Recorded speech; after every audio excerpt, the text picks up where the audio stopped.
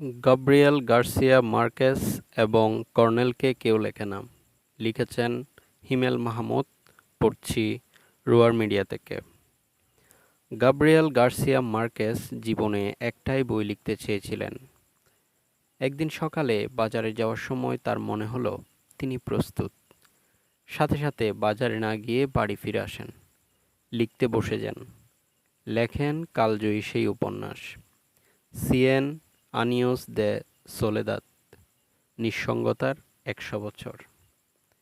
এখন Latin America ও তার সাথে জাদু বাস্তবতার কোনো উদাহরণ চাইলে মানুষ এই উপন্যাসের কথা বলে। এই অঞ্চলের মানুষ অদ্ভুত, সবসময় মনে হয় ঘুরের মধ্যে চলে। নেটফ্লিক্সের কার্টেল শো নার্কোসের মাধ্যমে আমরা দেখেছি সব। এছাড়া এই এলাকায় বামধারার রাজনীতির ব্যাপক প্রভাব অনস্বীকার্য। বিপ্লবীরা বেশ সক্রিয়, যুদ্ধ ও দাঙ্গা-হাঙ্গামা লেগেই আছে। আছে দারিদ্র ক্লিষ্ট জনগণ, সাথে সাগর, ঝড়, বন-জঙ্গল, নদী ও প্রকৃতির অদ্ভুত মিশেল। সাথে মানুষের একাকিত্ব, অপেক্ষা, মেলানকোলির গভীর সত্য অনুভূতি। এই বিশাল ক্যানভাসে মার্কেস সৃষ্টি করেছেন নিঃসঙ্গতার ১০০ বছর। মার্কেস একজন সাংবাদিক। সাংবাদিকতাকে তিনি সাহিত্য হিসেবে মনে করতেন। আইন পড়া ছেড়ে দিয়ে চলে আসেন সাংবাদিকতায়। সাংবাদিকতা থেকে সাহিত্য। সাংবাদিকতা সাহিত্য কিনা তা নিয়ে প্রশ্ন থাকতে পারে, কিন্তু সাংবাদিকতার মাধ্যমেই সাহিত্যে প্রবেশ মার্কেজের। এই নিয়ে প্রশ্ন নেই। মার্কেজের প্রথম বড় ধরনের সাহিত্যকর্ম হচ্ছে the story of the shipwrecked sailor, বাংলায় বিপন্ন জাহাজের এক নাবিকের গল্প। বইটি অনেকটাই সংবাদের ঢঙে লেখা। কলম্বিয়ান নৌ বাহিনীর জালিয়াতির ফলে ডুবে যায় নৌজাহাজ। কোনো মতে টিকে থাকে একজন। ভয়ানক উত্তাল সাগরে ভীষণ প্রতিকূলতায় তার বেঁচে থাকা নিয়েই এই গল্প। সত্য ঘটনা অবলম্বনে লেখা উপন্যাস। এই উপন্যাসকে কেন্দ্র করে বিদেশে পেশা খুঁজতে হয় মার্কেসকে। কেননা নৌজাহাজ ডুবে যাওয়ার সরকারি ব্যাখ্যা মিলছিল না মার্কেজের বর্ণনার সাথে। ফলাফল সরকারের চক্ষুশূল এবং বিদেশি পত্রিকায় যোগদান। উপন্যাসটিও প্রকাশিত হয় অনেক পরে, ১৯৭০ সালে। উপন্যাসের উল্লেখযোগ্য বিষয় হচ্ছে ঠিক এই বই কেবল অমার্কেজীয়, অর্থাৎ আমরা যেসব কারণে মার্কেসকে চিনি, অপেক্ষা, মেলানকোলি, এসব এই বইয়ে নেই। বরং সারভাইভাল নভেলের এক ক্লাসিক উদাহরণ হিসেবে একে উল্লেখ করা যেতে পারে। মার্কেসকে বলা হয় জাদু বাস্তবতার জাদুকর। কেন? এই জাদু বাস্তবতা কী? সহজ ভাষায় বলতে গেলে জাদু বাস্তবতা মানে হচ্ছে বাস্তবতার সাথে এমন সব জাদুকরী উপাদান যোগ করা যাতে বাস্তবতায় এক বিশেষ রকমের বাস্তবতা হয়ে ওঠে।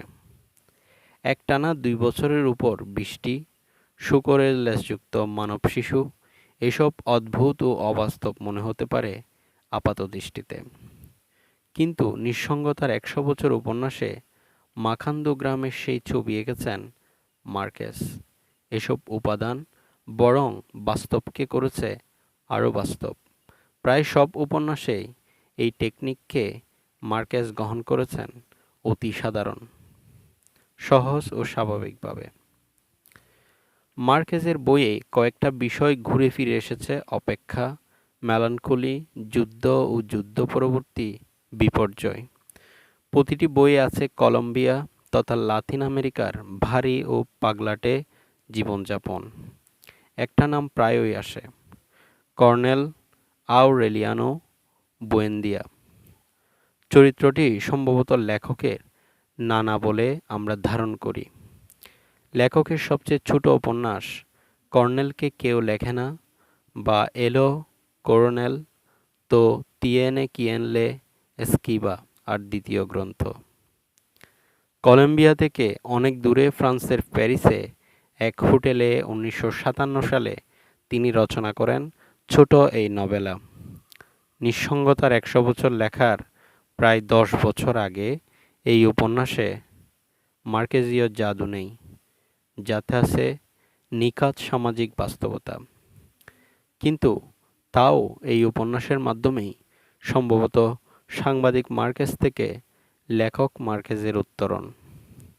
জাদু বাস্তবতা না থাকলেও অন্য সব, যেমন অপেক্ষা, যুদ্ধের বিপর্যয়, মেলানকলি, ঘোর লাগা, লাতিন সমাজ ও প্রকৃতি সবই আছে। অনেক অপেক্ষা করে যে তার কাছে যে কোনো অপেক্ষাই অপেক্ষা। জীবনের ৫৬ বছর ধরে অপেক্ষা করে আছেন বৃদ্ধ। সর্বশেষ যুদ্ধের চুক্তি হয় বিপ্লবীদের সাথে।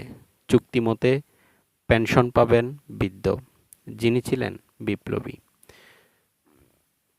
দীর্ঘ, ক্লান্তিকর, ক্ষুধার্ত, হতাশাজনক এক জীবন যাপন করেছেন বৃদ্ধ। স্ত্রীর হাঁপুনির অসুখ। দিনগুলো হয় বিষণ্ণ, রাতগুলো দীর্ঘ। কোনো অন্ন নেই, অর্থ নেই। একমাত্র ছেলেও মারা যায় কিছুদিন আগে। আছে কেবল একটা লড়াইয়ের মোড়ক। অসুস্থ স্ত্রী তাড়া দেন মোড়কটা বিক্রি করে কিছু পয়সা জোগাড়ের। গোয়ার বৃদ্ধ মোড়ক বিক্রি করবে না।